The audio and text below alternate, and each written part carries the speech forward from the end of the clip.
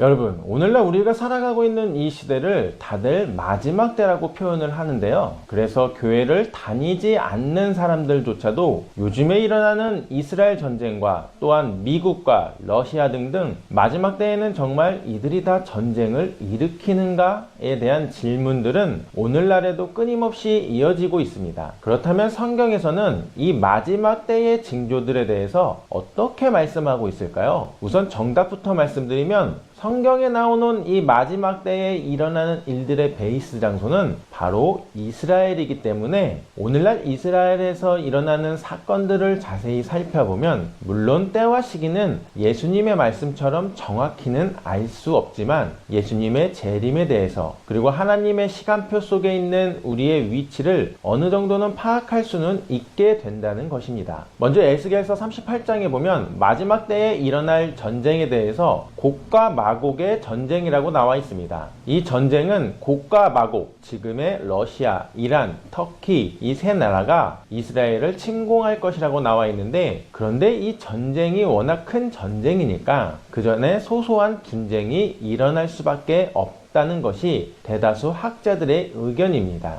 그래서 지금 하마스가 이스라엘을 먼저 선제 공격한 것에 대해 이란과 러시아의 지원이 있었다는 뉴스도 나오고 있는데요. 그런데 여기서 흥미로운 구절은 이 곡과 마곡의 전쟁에 대해 반대하는 국가들이 나오는데, 에스겔서 38장 13절을 킹제임스 성경으로 보면 세바와 드단과 다시스의 상인들과 그곳의 모든 젊은 사자들이 내게 이르기를 하면서 이 전쟁에 대해 곡과 마곡에게 꾸짖는 구절이 나오는데요. 공교롭게도 여기서 나오는 세바와 드단은 오늘날의 사우디아라비아와 쿠웨이트, 카타르, 오만, 아랍에미리트 쪽인데요. 이 세 나라는 같은 이슬람 국가이지만 수니파 계열로서 시아파인 이란을 적대국으로 두고 있는 나라들입니다. 성경의 예언이 오늘날의 국제 정세적으로도 매우 비슷한 상황인데요. 게다가 여기 나오는 다시스의 상인들은 창세기 10장 4절에 보면 야벳의 손자들이라고 나오는데요. 오늘날의 서유럽, 북유럽 국가들입니다. 그리고 킹 제임스 성경에는 이 서유럽, 북유럽의 모든 젊은 사자들이라고 나오는데, 미국의 저명한 신학자들은 이 부분을 성경에 동물이 나올 때에는 다니엘서가 대표적이죠. 보통 나라를 상징하는 장면이 많이 나오는데, 그런데 이스라엘이 회복되는 시점인 마지막 때를 예언하는 에스겔서에서 사자라고 나왔다라고 하면은 지금 이 시대에 사자를 상징으로 두는 국가인 영국에서 성경을 보면 젊은 사자들이라고 했으니까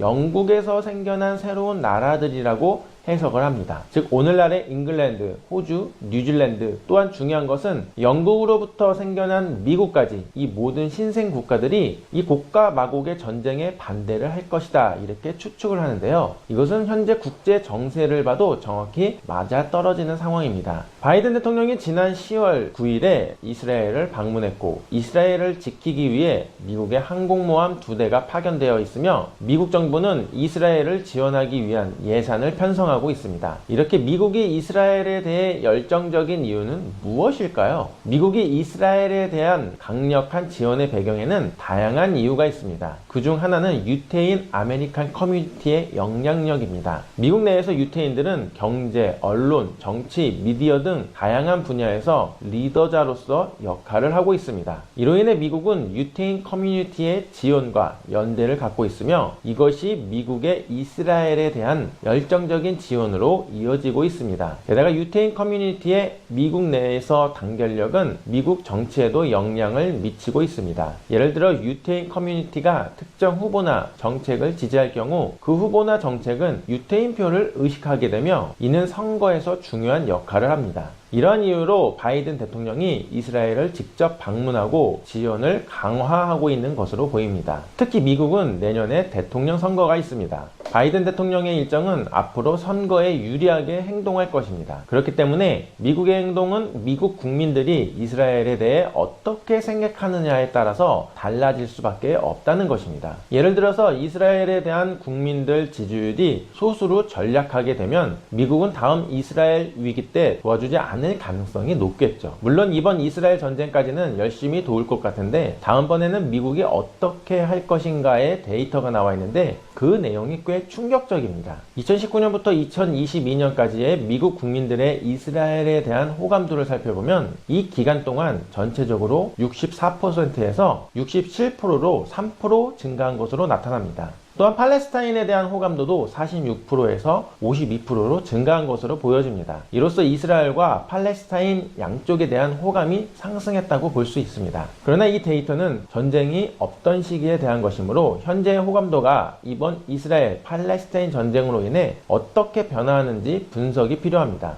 이스라엘 정부에 대한 호감도는 41%에서 48%로 상승하였으며 반면에 팔레스타인에 대한 호감도는 19%에서 28%로 크게 상승한 것으로 나타났습니다. 이러한 데이터를 통해 현재 미국 내 상황에서는 팔레스타인에 대한 호감도 상승이 이스라엘보다 더 높은 흐름을 보이고 있으며 세부적으로는 이스라엘 정부보다는 이스라엘 국민에 대한 호감도가 높다는 점을 확인할 수 있습니다. 연령대별로 살펴보면 이스라엘에 대한 호감도가 가장 높은 연령대는 65세 이상인 그룹입니다. 2019년부터 2022년까지 이 연령대에서 77%에서 78% 사이의 호감도를 지속적으로 보이고 있습니다. 그리고 30에서 40대 연령대는 59%에서 65%로 호감도가 상승했으며 반면에 20대인 연령대에서는 63%에서 56%로 호감도가 감소한 것으로 나타납니다. 이를 통해 젊은 세대일수록 이스라엘에 대한 관심이 줄어들고 있는 경향을 볼 수가 있습니다. 그런데 팔레스타인에 대한 관심도 모든 연령층에서 약 6% 정도 상승한 것으로 나타납니다. 이런 호감도 상승과 관련하여 미국 정부가 이스라엘을 지지하는 모습을 보이는 것이 이번 선거에는 유리한 요소로 작용할 가능성이 있지만 이것이 향후 10년에서 20년 후에는 까딱하면 미국마저 이스라엘을 버리고 밀레니엄 시대의 눈치를 봐야 되기 때문에 팔레스타인을 지지할 확률이 꽤 높다라는 것입니다. 또한 이스라엘과 팔레스타인의 문제에 대한 미국 국민들의 해법을 살펴보면 35%는 토지를 나눠 두 국가로 분리하는 것이 해결책이라고 생각하고 있으며 27%는 단일 국가를 만들어야 한다고 봅니다. 그 중에 16%는 공동정부를 만들어야 한다고 생각하고 있습니다. 이를 통해 다양한 관점에서 중동의 문제를 접근하고 있는 미국 국민들의 의견을 확인할 수 있습니다. 저 16% 안에서 10%는 이스라엘 정부만 만들어야 된다고 생각하고 있으며 노인 세대는 두 국가 해결책이 최선이라고 판단하고 있습니다. 반면에 30세 미만 연령대는 그렇게 생각하지 않는 경향을 보입니다. 이러한 연령대 간의 차이가 발생하는 이유에는 미디어, 소셜미디어, 교육 등이 영향을 미치지 않았을까 예상하는데요. 또한 미국 내 종교에 따라서도 이스라엘에 대한 의견이 다를 수 있습니다. 이에 따라 젊은 세대와 노인 세대, 종교적 배경에 따른 차이가 나타나고 있는 것으로 분석됩니다. 정당별로 이스라엘에 대한 지지도를 살펴보면 2014년 이후 민주당 응답자들은 이스라엘을 지지하는 경향이 크게 감소한 반면 공화당은 이스라엘에 대한 지지율을 꾸준히 유지하고 있습니다. 민주당은 49%에서 38%로 팔레스타인을 좀 더 선호하고 있으며 공화당은 78%가 이스라엘을 선호하는 경향을 보입니다. 이러한 정당 간의 차이로 인해 과거 트럼프가 이스라엘을 위한 중동 전략을 펼친 것과 같이 민주당과 같이 팔레스타인에 대한 호감이 더 높은 정당에서는 이스라엘을 적극적으로 지원하기가 애매한 스탠스로 여겨질 수밖에 없다는 것입니다. 그리고 가장 중요한 것은 밀레니엄 세대들은 이스라엘보다 팔레스타인을 더 많이 지지하는 경향을 보이고 있습니다.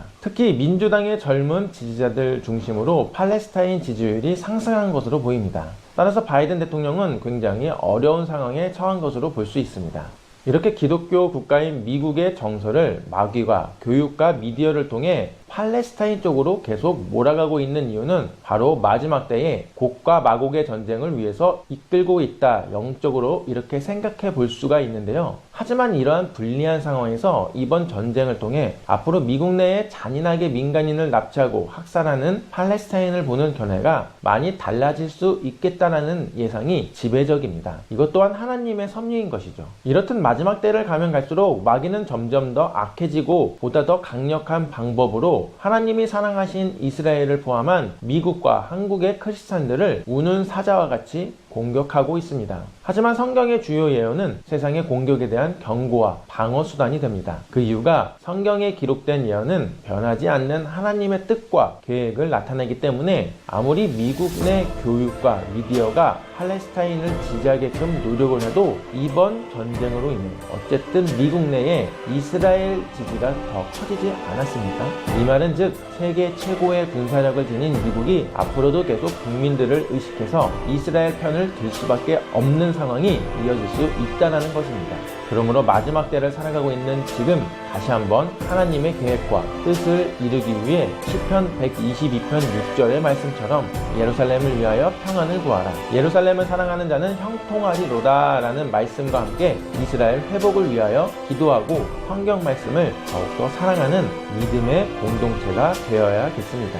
여러분, 성경에 예언된 말씀들이 과연 우리 시대에 일어나는 일이 있을까요? 맞습니다. 그것은 에스겔서 38장에 보면 마지막 때에 일어날 전쟁에 대해서 곡과 마곡의 전쟁이라고 나와 있습니다. 이 전쟁은 곡과 마곡, 지금의 러시아, 이란, 터키 이 세 나라가 이스라엘을 침공할 것이라고 나와 있는데, 그런데 이 전쟁이 워낙 큰 전쟁이니까 그 전에 소소한 분쟁이 일어날 수밖에 없다는 것이 대다수 학자들의 의견입니다. 그래서 지금 하마스가 이스라엘을 먼저 선제 공격한 것은 그 분쟁 중 하나가 되는 것이고, 이 분쟁이 불쏘시개가 되어서 결국 곡과 마곡의 전쟁이 일어난다라는 것이 성경의 주요 예언 중 하나입니다. 그런데 많은 사람들이 이런 질문을 합니다. 아니, 지금 세계 패권을 쥐고 있는 천조국 미국이 이스라엘을 지지한다고 하면서 항공모함 2대나 파견하고 바이든 대통령은 의회에 이스라엘을 지원하기 위해 우리나라 돈으로 150조 원을 신청해 놓은 상황인데,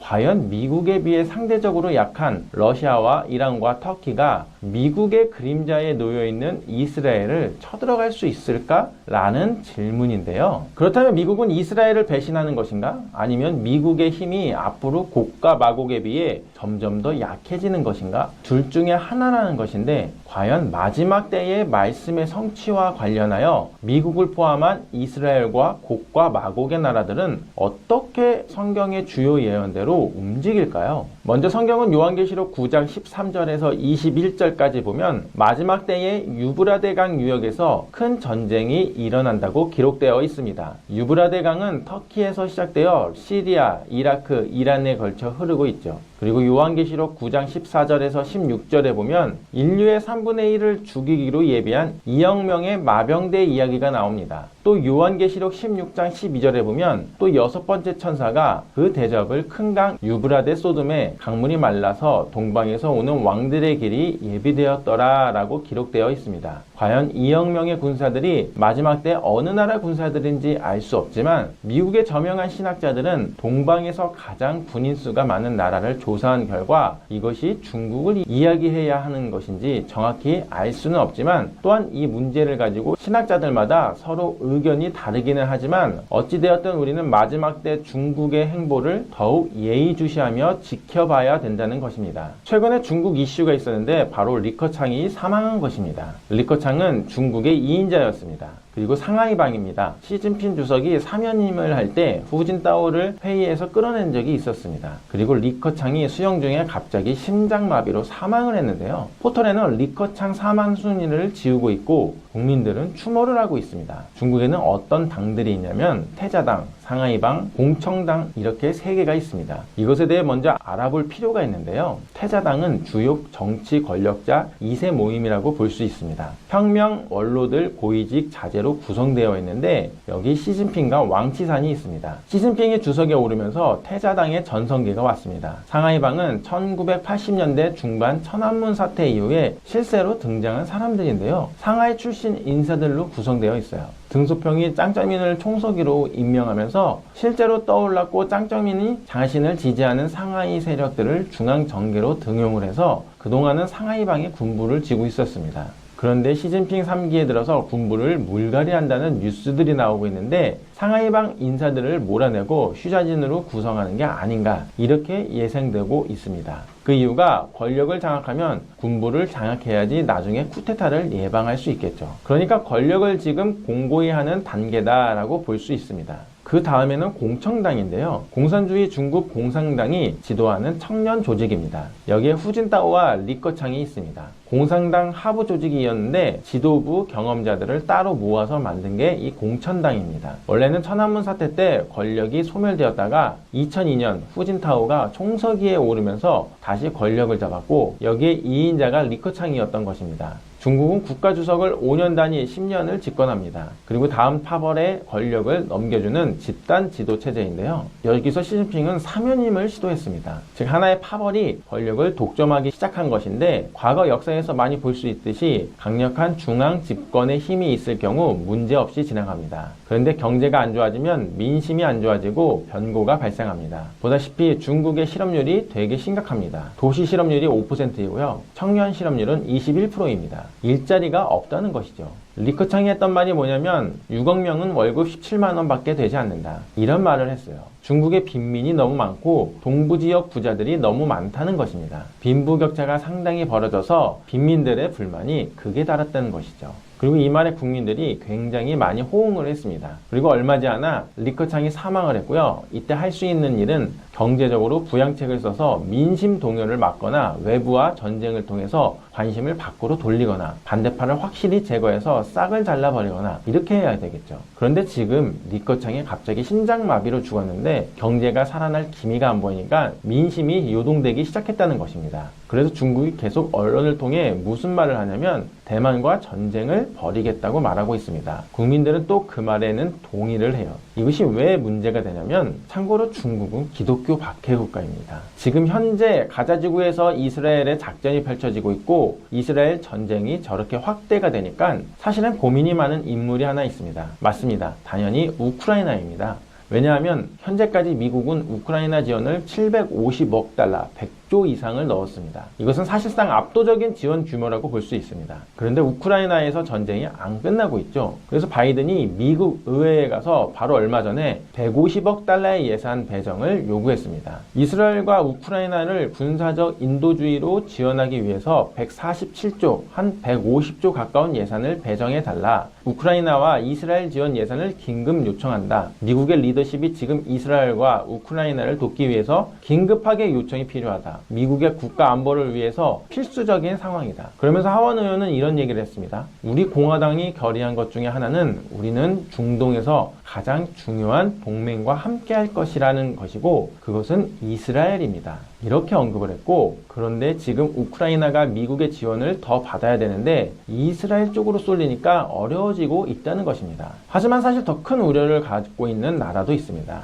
맞습니다. 대만이죠. 서두에 말씀드렸다시피 지금 중국이 무력 통일을 사실상 공언하고 성난 민심을 돌리기 위해 계속 대만 침공을 말하고 있습니다. 그래서 미국이 대만에게 우리가 지켜줄게 이렇게 외치고 있었는데 지금 우크라이나만으로도 엄청난 돈이 들어갔는데 이스라엘까지 전쟁 중입니다. 잘못하면 이게 5차 중동 전쟁으로 이어질 수 있는 것이 얼마 전에 이란이 이스라엘의 가자지구 침입을 보면서 레드라인을 넘었다고 얘기를 하고 있습니다. 그래서 미국의 항공모함 두 척이 이스라엘 앞에 도착했습니다. 이런 상황에서 과연 러시아하고도 싸우고 있고 중동 전체하고도 싸움을 할 수 있는 이런 상황에서 만에 하나 대만에 무슨 일이 일어나면 미국이 감당 가능하냐? 아까 전에 마이크 존스 미국 하원 의장이 얘기했던 말에는 사실은 제가 하나 안 보여드린 게 있는데 이런 얘기를 했습니다. 나는 이 전쟁들이 여기서 끝날 거라고 믿지 않는다. 이것은 중국이 대만에 대해서 무엇인가 하도록 하는 힘을 실어줄 것이다. 이스라엘까지 전쟁이 일어나서 미국이 어떻게 됐건 지원을 하거나 휩쓸려 가게 되면 중국 입장에서는 찬스인 것이죠.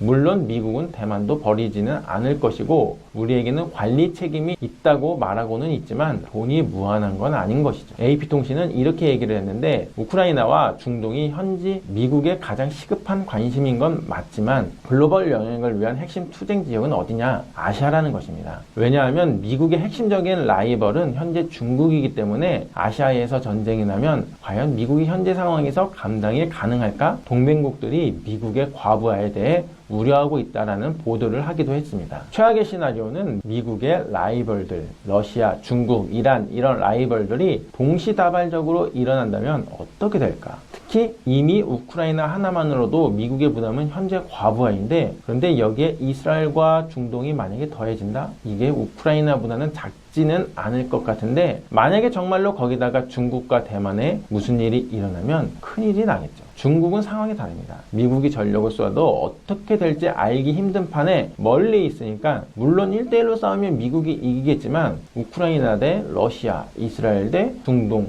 중국과 대만 이렇게 터지면 자원이 무한은 아니니까, 게다가 미국도 그렇고 EU도 그렇고 사실 수십 년간 국방비 비중을 줄여왔습니다. 그동안 세계화였잖아요. 세계화, 탈냉전 모두가 친하게 지내고 무역 자유화 이런 시대였기 때문에 국방비 비중을 줄여서, 놀랍게도 지금 미국과 유럽이 탄약이 부족한데 대한민국에서 탄약을 가져갑니다. 세계 최강으로 알고 있던 미국과 유럽이 탱크가 없다고 합니다. 그래서 또 대한민국에서 탱크를 사갑니다. 심지어 중고도 사간다고 하죠. 중고도 괜찮다고 하면서 지금 탱크가 모자라서 우리나라에서 사가는데, 과연 미국이 우크라이나, 중동, 아시아까지 커버가 가능할까라는 것입니다. 마지막 때 중국은 미국과 경제 문제로 대적하면서 군사적으로는 이슬람 국가들, 특히 이란과 힘을 모아 이스라엘과 미국을 향해 대만을 볼모로 잡고 대적하기 위해서 발톱을 서서히 키워나가는 또 하나의 거대한 세력이 되어가고 있습니다. 저도 말씀드렸다시피 요한계시록 9장 13절에서 21절까지 보면 마지막 때의 유브라데 강 유역에서 큰 전쟁이 일어난다고 기록되어 있습니다. 유브라데 강은 터키에서 시작되어 시리아, 이라크에 걸쳐 흐르고 있죠. 그리고 요한계시록 9장 14절에서 16절에 보면 인류의 3분의 1을 죽이기로 예비한 2억 명의 마병대 이야기가 나옵니다.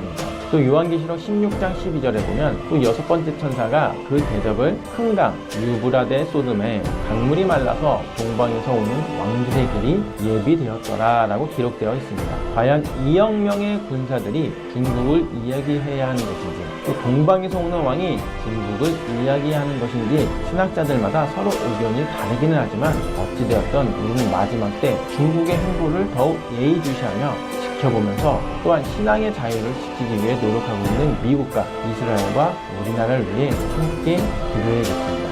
더불어 예수님과 함께 동행하면서 신앙의 자유를 꼭 지켜야겠습니다.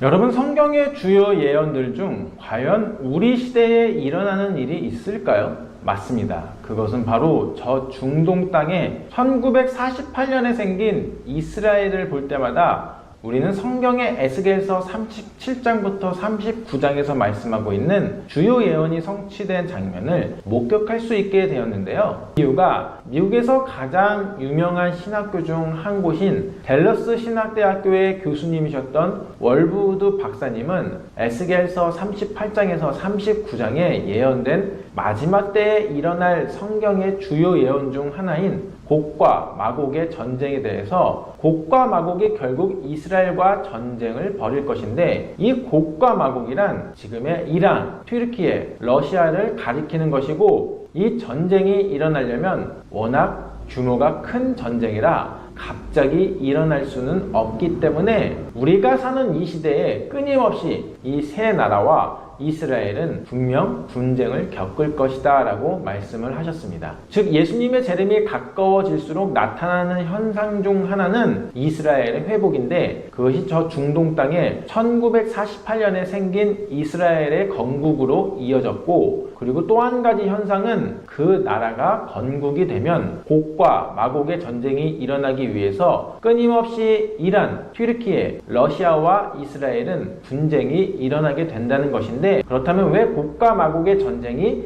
일어나게 되는 것일까요? 그 해답이 바로 에스겔서 38장 12절에 나와 있는데요. 물건을 겁탈하며 노력하리라 하고 내 손을 들어서 황폐하였다가 지금 사람이 거주하는 땅과 여러 나라에서 모여서 짐승과 재물을 얻고 라고 나와 있는데요. 즉 이 전쟁의 이유는 경제 문제 때문이라는 것입니다. 이 말씀을 자세히 보면 곡과 마곡의 전쟁 이전에 현상 중 하나는 이스라엘의 재물이 많아지게 되는 것이고, 반대로 곡과 마곡은 황폐하여져서 그 물건들을 겁탈하려고 전쟁을 펼친다는 것인데요. 그런데 마지막 때라고 불리는 지금 땅덩어리가 강원도의 크기밖에 안 되는 이스라엘은 강대한 부를 축적하고 있고, 반대로 그 몇십 배, 몇백 배가 큰 이란, 튀르키예, 러시아는 급격한 식량난과 경제 파탄으로 인해 각국의 지도자가 민심을 잃고 있다는 것이 지금 2023년도의 현실이라는 것입니다. 지난 2019년 1월 27일 이스라엘의 주요 일간지들은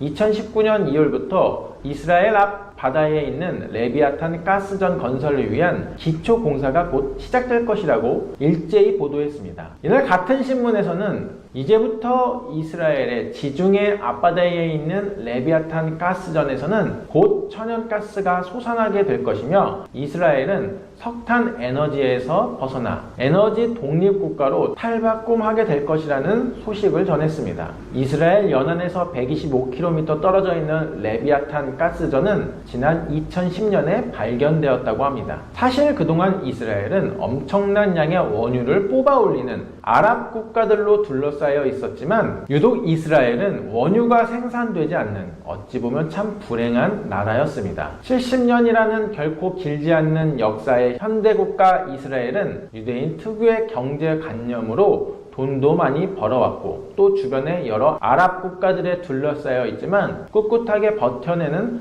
군사적으로도 아주 강력한 나라였습니다. 하지만 단 한 가지, 에너지에 대해서는 절대적 빈국이었습니다. 결국 이스라엘은 아주 가까운 주변에 수많은 원유 생산 국가가 있었음에도 불구하고 지난 25년 동안 앙골라, 콜롬비아, 멕시코, 노르웨이에서 원유를 수입해올 수밖에 없었죠. 필요한 석유의 99%를 수입에 의존해야 하는 이스라엘에서의 석유값은 어쩔 수 없이 우리나라보다 훨씬 비쌀 수밖에 없었습니다. 석유뿐만 아니라 석유로 생산되는 전기요금도 엄청나게 비쌌었죠. 더욱이 그 이전의 상황은 더 심각했습니다. 지난 2000년 동안 남의 나라에 얹혀 살고 온갖 핍박을 받으며 살던 유대인들이 1800년대 후반부터 일어난 시오니즘 운동으로 인해서 가나안 땅으로 돌아왔을 때에도 아마 그들도 이런 생각을 했었을 것입니다. 눈앞에 펼쳐진 황량한 땅을 보면서 이 쓸모없는 땅으로 돌아오기 위해 우리가 그동안 그렇게 고생을 했었던 말인가? 젖과 꿀이 흐르기는커녕 아무런 쓸모없는 자갈밭과 끝없이 펼쳐지는 황량한 들판에 돌아오기 위해 그동안 그렇게 목을 메고 있었단 말인가? 이렇게 실망을 하고 결국 다시 유럽으로 돌아간 유대인들도 그 당시에 꽤 있었다고 합니다. 그러나 하나님의 말씀은 한치의 오차도 틀림도 없었습니다.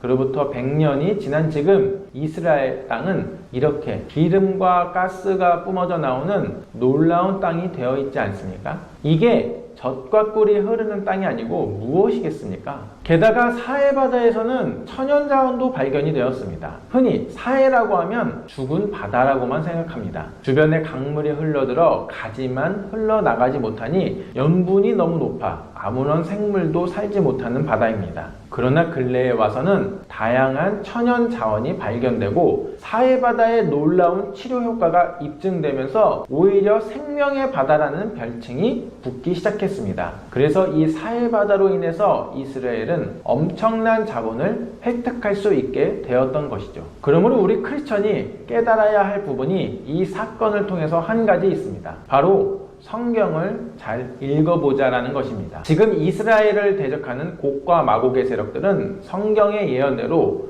군사력은 강할지라도 경제 문제에 있어서는 심각한 골머리를 겪고 있습니다. 외신에 이란, 튀르키예, 러시아의 경제 상황을 좀만 검색을 해보면 각 나라의 국민들은 심각한 경제난에 빠져 있다는 소식이 들리고 있습니다. 그런데 성경에 나온 말씀처럼 이스라엘은 1948년에 독립을 하고 비록 땅덩어리가 우리나라 강원도의 크기밖에 안 되지만 지금은 젖과 꿀이 흐르는 땅이 되어가고 있어서 주변 국가들의 침략이 잦아지고 있습니다. 이렇듯 마지막 때를 가면 갈수록 세상은 점점 더 악해지고 보다 더 강력한 방법으로 하나님이 사랑하신 창조물들을 우는 사자와 같이 공격하고 있습니다. 하지만 성경의 주요 예언은 세상의 공격에 대한 경고와 방어 수단이 됩니다. 그 이유가 성경에 기록된 예언은 변하지 않는 하나님의 뜻과 계획을 나타내며 크리스천은 이를 통해 하나님의 믿음과 신뢰를 강화하고 마지막 때에 오시는 예수 그리스도의 재림과 영원한 천국 소망에 대한 기대가 생길 수 있기 때문이죠. 그러므로 마지막 때를 살아가고 있는 지금 다시 한번 하나님의 계획과 뜻을 이루기 위해 시편 122편 6절의 말씀처럼 예루살렘을 위하여 평안을 구하라. 예루살렘을 사랑하는 자는 형통하리로다 라는 말씀과 함께 이스라엘의 회복을 위하여 기도하고 성경 말씀을 더욱더 사랑하는 믿음의 공동체가 되어야겠습니다.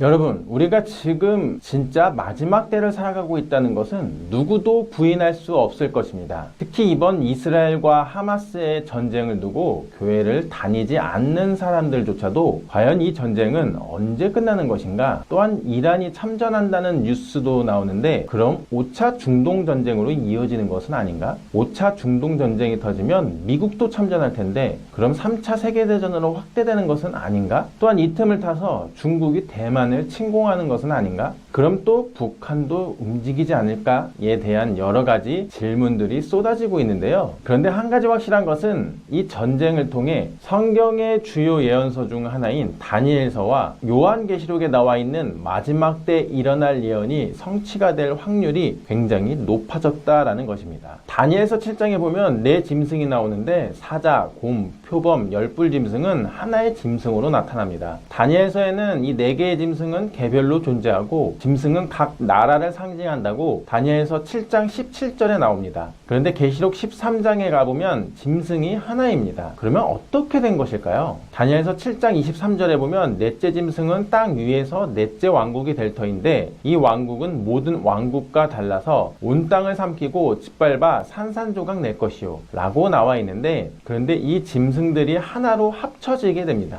계시록 13장 2절은 결합된 짐승에게 용이 자기의 능력과 보좌와 큰 권세를 주었다고 합니다. 이 용의 정체는 계시록 12장 9절에 큰 용은 옛뱀, 마귀 또는 사탄이라고 분명히 나옵니다. 즉 사탄이 이 마지막 때 나타날 한 짐승, 여기서 짐승은 한 나라라고 기록되어 있으니까 각 나라들이 결합된 마지막 짐승에게 능력과 보좌, 큰 권세를 부여하는 존재인 것입니다. 그리고 이 짐승은 예수님께서 마태복음 24장 21절에서 이는 그때에 큰 환난이 있겠음이라 라고 예수님의 재림 직전에 나타날 현상으로서 주님이 말씀하신 것처럼 이 짐승은 이스라엘을 대적할 것이라고 나와 있습니다. 그런데 마지막 때인 지금 현재 구체적으로 각 나라들이 연합되도록 고안된 지구상에 존재한 유일한 세력이자 조직이 있는데 그것이 바로 유엔입니다. 이스라엘군이 가자지구에 지상군을 투입했습니다. 이 지상작전에는 보병, 기갑부대, 공병부대, 포병 등이 참여했으며 이에 대한 공식 선언이 있었습니다. 이스라엘군은 실제로 작전에 참여하는 모습을 공개했지만 이에 대한 외부의 반응은 상당히 다양한 것으로 보고되고 있습니다. 먼저 유엔에서 유엔 인도주의 조정관은 이와 관련하여 가자지구와 세계화의 연결이 완전히 두절되었다고 언급했습니다. 그리고 인도주의적 활동은 통신 없이는 작동할 수 없으며 전쟁에도 규칙이 있다며 지금 가자지구 안에서 무슨 일이 일어나고 있는지 아무도 모른다고 강조했습니다. 이어서 민간인은 반드시 보호받아야 한다고 강조했습니다.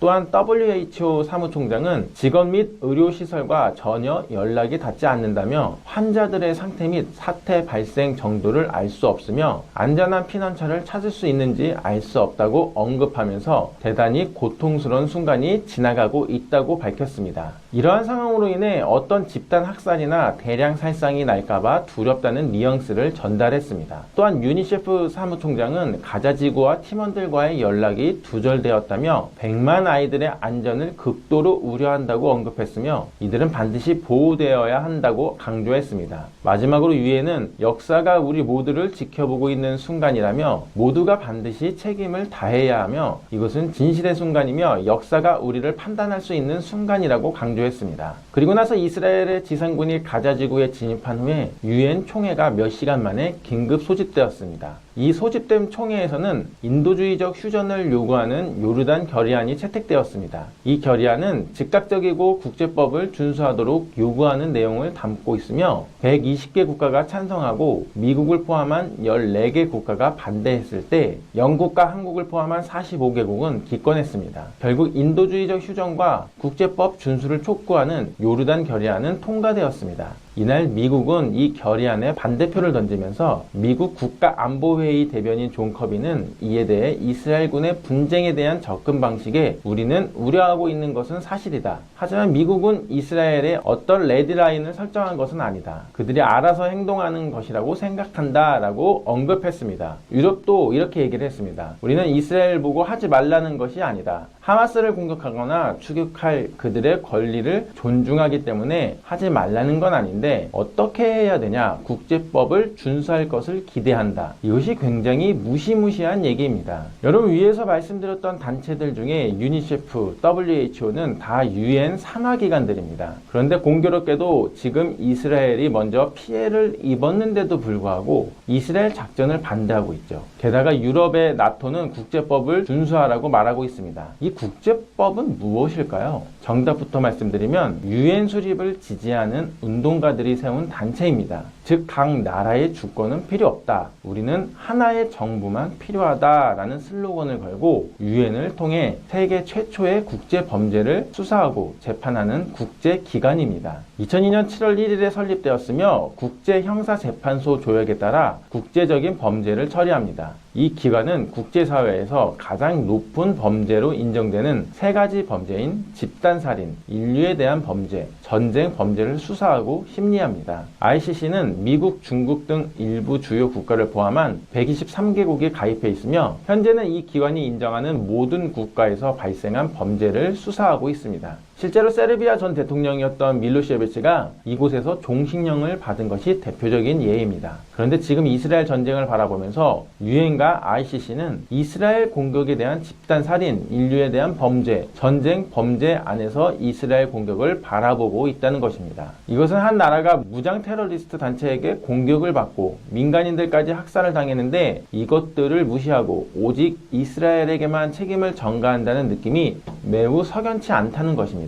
즉, 서두에 말씀드렸던 마지막 때를 향해 갈수록 다니엘서 7장과 요한계시록 13장에 기록된 말씀처럼 각 짐승들이 하나가 되는데 여기서 짐승은 다니엘서 7장 17절에 나라라고 했으니까 즉 각 나라들이 연합해 하나의 큰 짐승이 생기는데 그 짐승은 예수님의 재림 바로 직전에 이스라엘에 큰 환난이 생길 정도로 그 큰 짐승과 이스라엘은 적대시 되는데 지금 지구상의 유일한 각 나라들이 연합된 단체인 유엔과 이스라엘은 점점 더 관계가 악화되고 있다는 것입니다. 이렇듯 마지막 때를 가면 갈수록 마귀는 점점 더 악해지고 보다 더 강력한 방법으로 하나님이 사랑하신 이스라엘을 포함한 그들을 지지하는 미국과 한국의 크리스찬들을 우는 사자와 같이 공격하고 있습니다. 하지만 성경의 주요 예언은 세상의 공격에 대한 경고와 방어 수단이 됩니다. 그 이유가 우리나라에 복음이 들어와서 교회가 생기고 그 교회에서 울려 퍼지는 찬양과 기도의 향기를 통해 지금 대한민국은 예수님을 믿는 사람들이 많이 생겨났습니다. 그런데 그 복음의 시작은 성경에 보면 당연히 이스라엘 땅에서 유대인이셨던 예수 그리스도를 통해 선포되기 시작했습니다. 그래서 유대인이었던 바울을 통해서 이방으로 전파가 되었고 그것이 시간이 지나면서 결국 대한민국까지 흘러들어와서 지금 우리나라는 하나님으로부터 정말 큰 축복을 받게 되었습니다. 이러한 때에 시편은 122편 6절의 말씀처럼 예루살렘을 위하여 평안을 구하라. 예루살렘을 사랑하는 자는 형통하리로다 라고 나와 있습니다. 실제로 바울도 이방 선교를 하면서 가장 우선시했던 곳은 예루살렘 교회였습니다. 그래서 목숨을 걸고 이방 교회에서 거둔 헌금을 자신이 유대인들에게 잡혀갈 것을 알면서도 전달하기도 하였습니다. 마찬가지로 지금 미국도 이스라엘을 지금 유엔 편을 들지 않고 이번 회의에서도 반대표를 던지면서 선진국들 중에서는 유일하게 이스라엘을 도우면서 시편의 말씀처럼 계속 하나님으로부터 형통하고 있지 않습니까? 마찬가지로 우리나라도 이스라엘 회복을 위하여 기도하고 성경 말씀을 더욱더 사랑하는 믿음의 공동체가 되어야겠습니다.